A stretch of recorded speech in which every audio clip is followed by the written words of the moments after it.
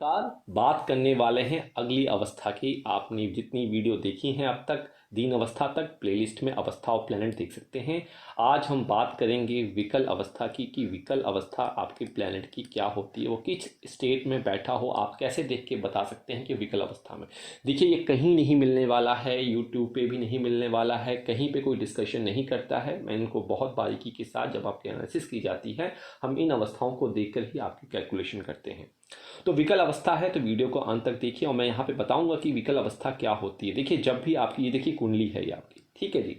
जब भी कुंडली के किसी भी भाव या राशि में अशुभ ग्रहों के साथ होता है, अशुभ ग्रह आप कौन से कह सकते हैं, आप एक तरीके से कैलकुलेटेड कर सकते हैं कि आपकी कुंडली में अशुभ ग्रह 6, 8, 12 के जो घर होते हैं, कहीं ना कहीं अशुभ ग्रह कहते हैं।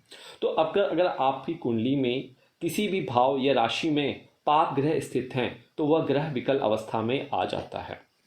या तो प्लैनेट स्थित हो या कोई पाप ग्रह स्थित हो। मान लीजिए ये कुंडली है, ये तो आप समझ में आ गए, यानी कि अशुभ ग्रहों के साथ कोई आपका भाव का मालिक है तो कहीं ना कहीं प्रॉब्लम में है। तो मान लीजिए ये कुंडली 6 नंबर लिखी है, 7, इस तरीके से ये कुंडली मान लेते हैं हम, यहाँ पे आपको भी आसानी से समझ में आ जाएगा।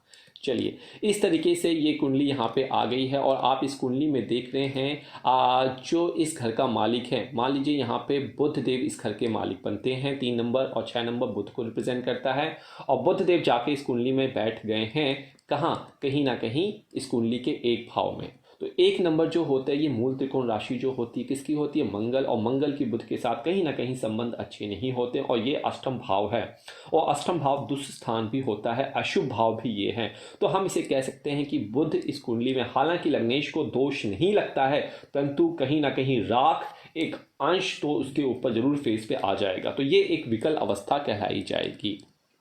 ये एक विकल अवस्था आप इसे नोट कर सकते हैं। इसी प्रकार से इस कुंडली में अगर मान लीजिए 2 नंबर का मालिक, 7 नंबर का मालिक कौन, शुक्रदेव बनते हो, शुक्रदेव जाके 12वें भाव में बैठ जाते हैं किसके, सूर्य के घर में। तो ये जो 12वां भाव है कुंडली का, शुभ भाव नहीं होता है, तो कहीं ना कहीं ये भी एक विकल अवस्था बन जाती है।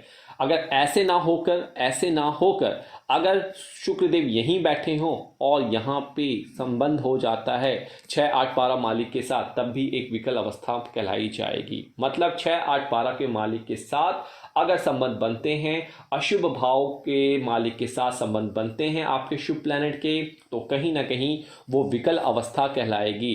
विकल अपने आप में ही दिखाता है कि जिस तरह से एक साधारण व्यक्ति, एक जो कॉमन मैन होता है, यदि किसी ताकतवर या पाप कर्म करने वाले व्यक्ति के साथ बैठ जाता है तो वह स्वयं को बेचैन महसूस करता है।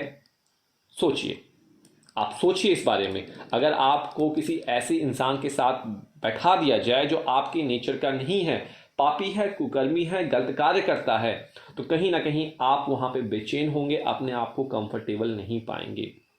और इस तरह ग्रह भी पाप ग्रहों के साथ बेचैनी महसूस करते हैं, जैसी आपका मैंने एग्जाम्पल दिया। यही अवस्था ग्रह की विकल अवस्था होती है और ग्रह अपने फलानुसार जो फल उनको, जो रिजल्ट्स उनको देने चाहिए, वो रिजल्ट्स वो यहाँ पर नहीं दे पाते हैं। उनका जो रेशियो होता है उतना नहीं होता है।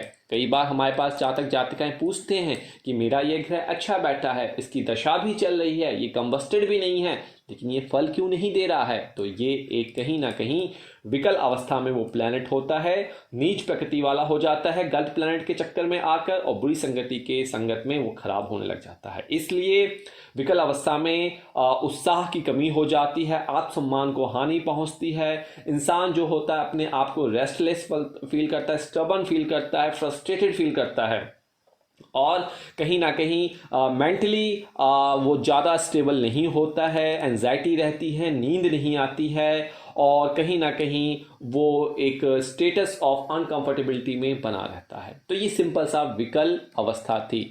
अगली वीडियो में हम बात करेंगे खल अवस्था की, जो कि 8वां होगा। अब तक ये 7 हम यहाँ पे कवर चुके हैं।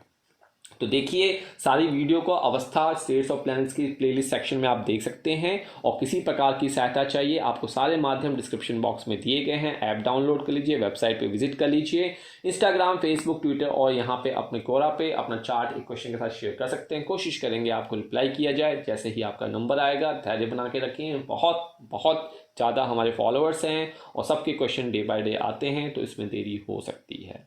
तो आज यहाँ पे मैं समापन चाहूँगा, इजाज़त चाहूँगा। अपने नंबर शेयर ना कीजिए, सब कमेंट ना कीजिए, बी पोलाइट, बी पेशेंस रखिए। हमारी तरफ से कोई भी कॉल विदाउट अपॉइंटमेंट नहीं की जाती है। Be safe, be healthy. नमस्कार, जय माता दी।